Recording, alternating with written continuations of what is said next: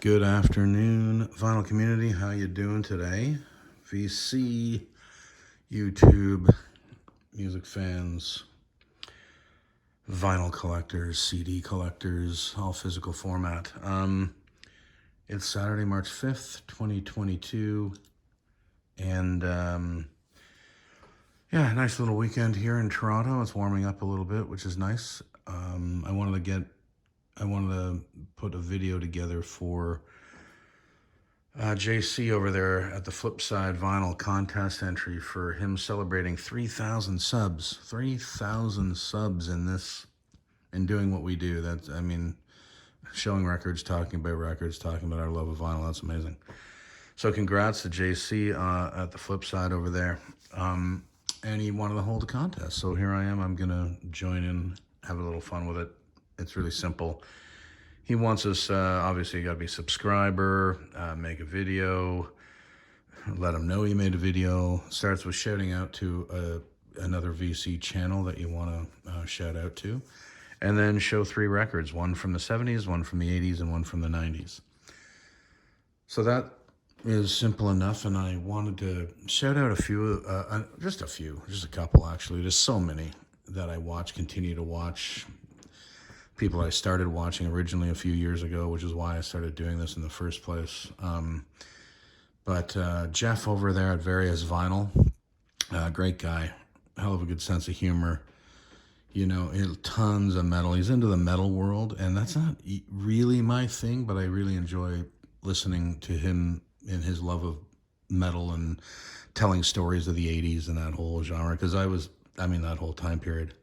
I grew up in the 80s. I turned 13 in 1980, so my entire teenage world was throughout the 80s, and I remember it well. I'm not anti-metal. I do like some metal bands. There's no doubt about it, but I'm like I've dipped my toe in the waters of that genre.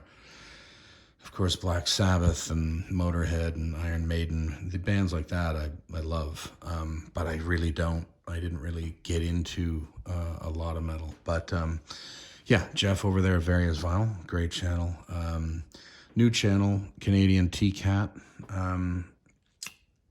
He's got a great channel. He's growing, man. He's only been doing this a couple months. He surpassed me in subs, but that's not surprising. I don't really do a lot of video. I don't do them timely enough. I really have to figure that out. Who else? Robert's on My Turntable. That's another channel that I started watching recently. Great guy, fellow Canuck.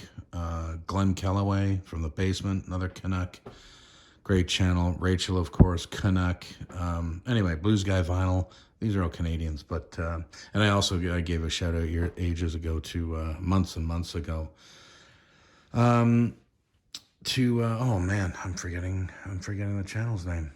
Oh, anyway, that slipped my mind. Sorry about that. But anyway, there are the shout outs, and let's get right to the 70s, 80s, and 90s in terms of a record each. I decided just to keep it within one artist. I was trying to think of that, like, who could be a good artist to show? And I went through a Canadian band, of course, Rush, and thought, yeah, I could do that, but, boring. Not boring, but, I've shown Rush and I've shown that. But anyway, I decided to go with Prince. And here's the first 1978 offering, Prince For You. Sorry about the glare there. I should have taken it out of packaging. God, this is going to get so glary. Prince For You. This is the original Canadian pressing, but the weird thing is, see that gold thing up there? It's Sofia Illich. Sofia K. Illich in Sweden. She put a little personal kind of sticker on there. I shouldn't actually show that. Jesus, I think it does have her telephone number. Please don't call. Anyway, but it's Canadian pressing. And anyway, Prince For You. This is the record he played all the instruments on, wrote everything as he always does, but he played all the instruments on. It's a good record. I hadn't really listened to this record until I bought it. I've never really listened to the very, very early Prince till I bought it. Anyway, good record, but you can really see where he was headed from here, and it only got better and better. So yeah, then my 1980s selection, 1985 selection is Around the World in a Day. This was April of 1985. The first one for you was 1978, and it was April as well. So he was releasing in April sometimes, and Around the World in a Day was no different. Fantastic record. Really enjoy this one. This is the 7th record, and this is the forget which one. This is The Revolution is now here as Prince and the Revolution right there on the label. Around the World in a Day. Really, really solid record. Paisley Park, Raspberry Beret, Pop Life. Fantastic. Amazing record from 85. Really liked this one then, and I like it now. Yeah, there's my mid-80s. Right in the center there with Prince, Around the World in a Day. All right.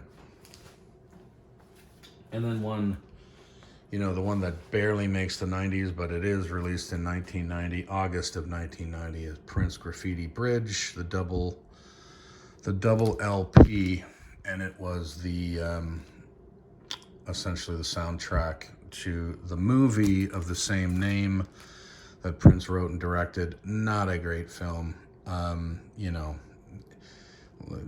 Cheesy concepts, and God love Prince. He's an amazing musician, incredible musician, but he wasn't the greatest film director in the world and didn't have the most sophisticated concepts when it came to writing films. Now, that's no slight. I'm just saying his strong point is this right here, and the music is phenomenal.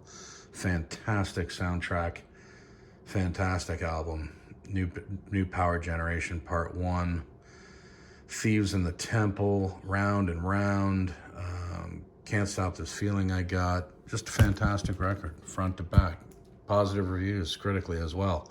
The film did not get great reviews, as far as I remember.